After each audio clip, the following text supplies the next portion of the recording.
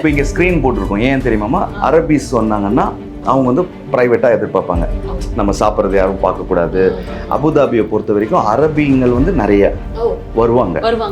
So அப்போ வந்து அவங்களுக்கு வந்து சர்வீஸ் பண்ணுறதுக்கு கேர்ள்ஸாக இருக்கணும். அவங்க வீட்டு பெண்களை கூப்பிட்டு வரும்போது ஜென்ஸுங்க சர்வ் பண்ணால் அவங்களுக்கு கொஞ்சம் இன்கன்வீனியண்ட்டாக இருக்கும். அதனால தான் நாங்கள் வந்து அபுதாபியில் சர்வீஸ்க்கு கேர்ள்ஸ் வச்சுருக்கோம். பார்த்தீங்களா, ஷார்ஜாலேயும் துபாயிலையும். எஸ், அதனால தான் இப்போ கேர்ள்ஸும் தொல்லையே இல்லை, அவங்க பாட்டு பேசிட்டு எடுத்துகிட்டு வந்து கொடுத்துட்டு இருப்பாங்க. அவங்களுடைய லேடிஸுங்க வந்து சேஃபாக இருக்கிற மாதிரி அவங்க ஃபீல் பண்ணுவாங்க.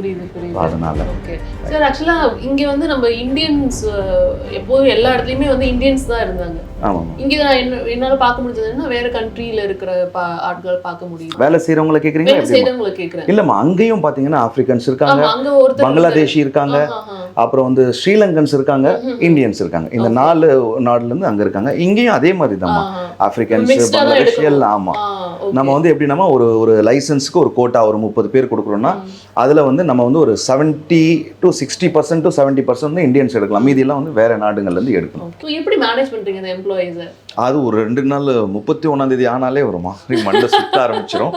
அவங்களுக்கு எல்லாத்துக்கும் யார் யார் வந்து ஆப்சன்ட் போட்டிருக்காங்க, யார் யார் அட்வான்ஸ் வாங்கியிருக்காங்க, இது எல்லாமே பார்க்கணும். அத்தனை பேருதும் பார்த்து அவங்களுக்கு சேலரி போட்டு WPS அவங்களுக்கு எடுத்துகிட்டு போய் சேலரியை வந்து நம்ம வந்து WPSல சரண்டர் பண்ணணும். அதுக்கப்புறம் அவங்களுடைய அக்கௌண்ட்டுக்கு வரும், அவங்க போய் எடுத்துப்பாங்க.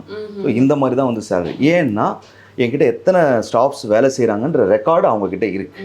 அப்போது நான் வந்து ஒருத்தருக்கு சம்பளம் போடலனாலும் இவர் வந்து நல்ல ஓனர் கிடையாது, அவங்களுக்கு வேலை செய்கிறவங்களுக்கு சம்பளம் கொடுக்கல அப்படின்ற ஒரு நேம் வந்துடும். அது ஒரு ரிமார்க்.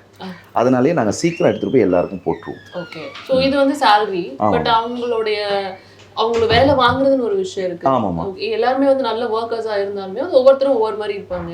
ஸோ ஒர்க் இடத்துல நிறைய விஷயங்கள் இருக்கும். எப்படி அவங்கள மோட்டிவேட் பண்றீங்க? ஆமாம்மா, அதுக்கு வந்து ஒரு ரெஸ்டாரண்ட்லேயும் 2 பேர் இருக்காங்க. அவங்கள வந்து வெறும் சொல்லி கொடுக்குறதுக்கு இதை பண்ணிக்கோங்க. பட் டாமினேட் கிடையாது. ஆட்டோமேட்டிக்காக எல்லாருக்குமே வந்து பழகிருச்சு. டெய்லி வேலை பார்த்து இதுதான் நம்ம வேலை. வீக்கெண்ட் ஃப்ரைடே சாட்டர்டே சண்டேனா இந்த க்ரௌட் வரும்.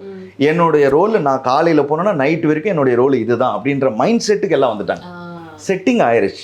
ஒன்றும் பெரிய ரெசிபிஸ்லாம் நிறைய இல்லையம்மா. பிரியாணி 65 வேற என்ன பண்ணுவோம், அதுக்கேற்ற மாதிரி கொடுத்துட்டு இருக்கோம். யாரையும் டாமினேட்லாம், எல்லாருமே ஒரு ஃப்ரெண்ட்ஸ் மாதிரி தான் இருப்பாங்க. நீங்கள் வந்தோடனே இப்போ ஒவ்வொருத்தரும் ஒவ்வொரு விஷயம் பண்ணிட்டு இருப்பாங்க. டெய்லியும் காலைல உங்க ஒர்க் ரொட்டீன் நடந்துட்டு இருக்கும். இருந்தாலுமே நீங்கள் வந்தோடனே என்ன சொல்வீங்கன்னா, எல்லாரும் ஒரே மாதிரி இருப்பாங்களா? உள்ளே வந்தோடனே அவங்கள வரவேற்கிறதா இருக்கட்டும், கஸ்டமர்ஸ் வந்துட்டு அவங்களோட ஹாஸ்பிட்டாலிட்டி பார்க்கறது வந்துட்டு எல்லாரும் ஒரே மாதிரி ஈக்குவலாக பண்ணுறாங்க. ஸோ வந்தோடனே சொல்லி தந்துடுவீங்களா நீங்கள்? எப்படி வேலைக்கு வந்தோடனே நான் சொல்லி தர மாட்டேன். ஆல்ரெடி ட்ரெயினாக இருந்தாங்கல்ல, அவங்க கிட்ட இருந்து கற்றுப்பாங்க இவங்க.